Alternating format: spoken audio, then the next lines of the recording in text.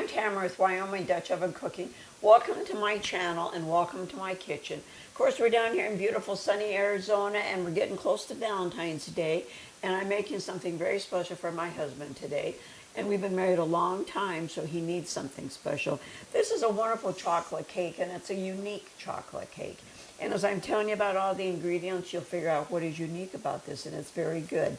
I have gone ahead and put in my flour and sugar and soda, and I've mixed this all up really well. And of course my cocoa, I just use the dry cocoa, and I've mixed it up really well.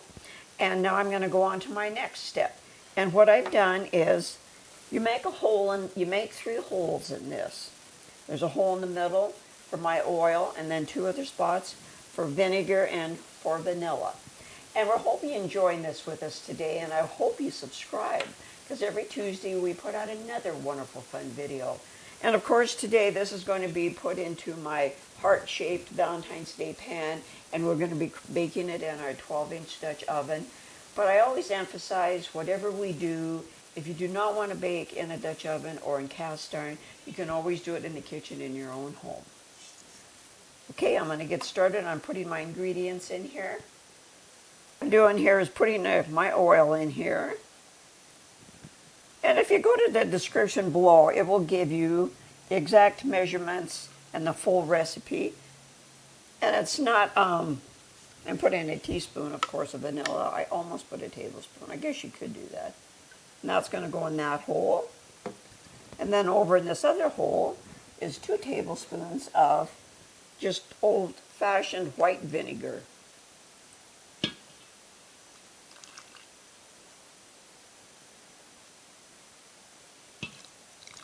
Oops, it spilled over a little bit, but that's totally fine. And now I'm going to add 2 cups of very cold water. It's very important that you put cold water in this. And you just add this. You take a whisk, and you just mix this just well enough that everything is mixed up together really well. You do not want any lumps.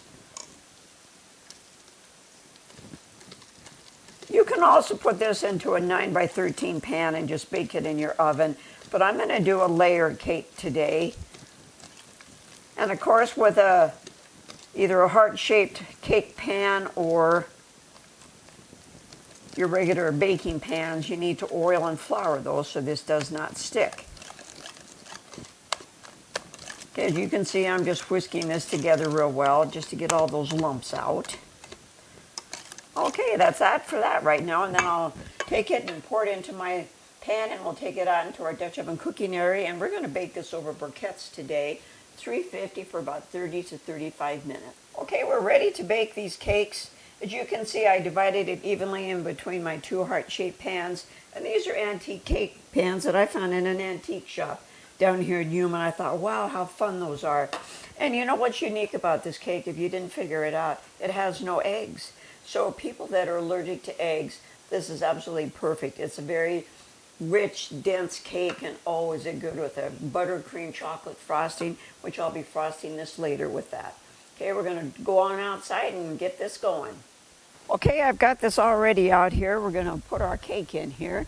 And what is a really good trick is to put 3 canning lid jars on the bottom of your cast iron, your Dutch oven, and then take heavy-duty aluminum foil and line that. So when I put my cake down in here, when it's done, then all you need to do is just lift it out by the foil. How neat that is. And we're going to bake this at 350 for about 30-35 minutes. Of course, I'll keep checking it with the toothpick to make sure it's done. Okay, I'm going to put the lid back on, and we're going to put briquettes on the top, which my husband always lines me out on how many that should be. So how many should it be, dear, for on the top for 350?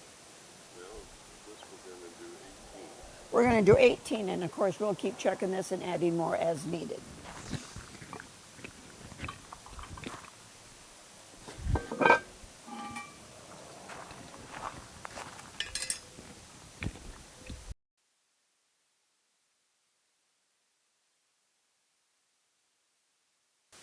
Okay, our wonderful cake got done, and I'm going to show you how easy this is to take this out of here.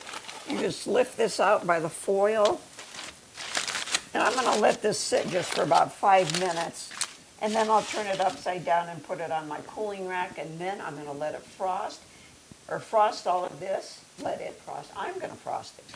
When it gets all done and cool, and then we'll show you how beautiful it is. And of course, we're going to enjoy it later with our dinner, and that'll be our dessert.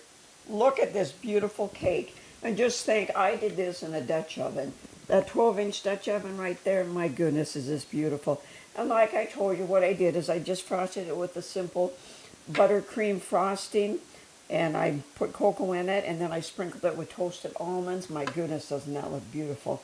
Yes, we're going to be enjoying this. I hope everybody has a wonderful Valentine's Day, sharing it with your loved ones, your companions. Of course, our motto is great food shared with family and friends equals great times. And we would love it if you would subscribe, hit that like button, and leave a comment. And every Tuesday we do have a new video coming out, and we love comments, and we love some feedback on what you think of our videos. Thank you. Until we meet again.